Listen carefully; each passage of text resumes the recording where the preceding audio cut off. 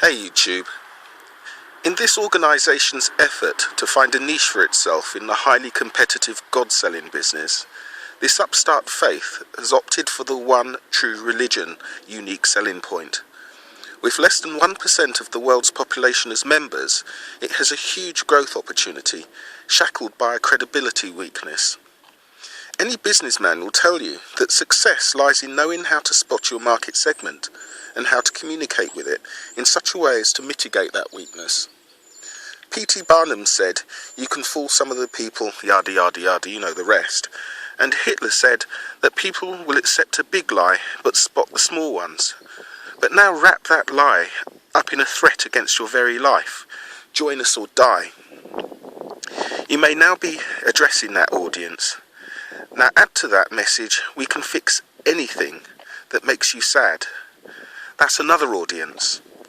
Unlike the snake oil salesman who disappears the moment he has your money, this organisation has an additional threat to its already weak credibility position, in that it is not able to just disappear. But this is also an opportunity to turn its target customers into cash cows to be regularly milked.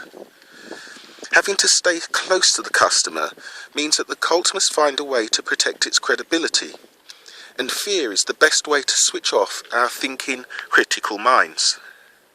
Have you noticed that even toilet cleaner is advertised to us in such a way as to make us afraid we are failing our family if we choose the other brand somehow? The more expensive the product, the more fear they tend to generate. And Jehovah's Witnesses are amongst the most costly religions of all, so their claims must be greater and their punishments more fearful.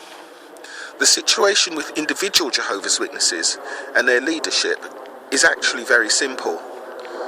The leadership are petrified of being discovered as the hollow vessels they are, so they need to generate more fear and more submission to stop their people realising the truth. And this is the purpose of the Armageddon tale. They twist the Bible to keep us too scared to think clearly and to stay with them, just in case they might be right.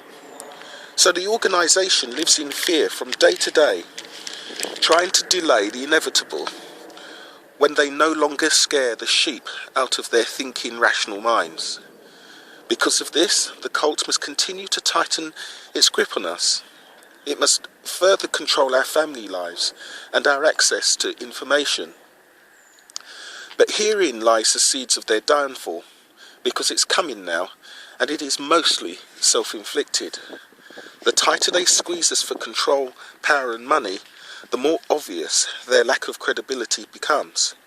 I think this can be seen in the membership's ageing profile, poor youth retention and recruitment only really working where there is patchy internet access. But if they loosen their grip on us, they effectively negate their own self-declared status as the one and only, becoming indistinguishable from its stronger competition. They are damned. They can only really prolong this charade by claiming persecution where possible and leading their members deeper into darkness.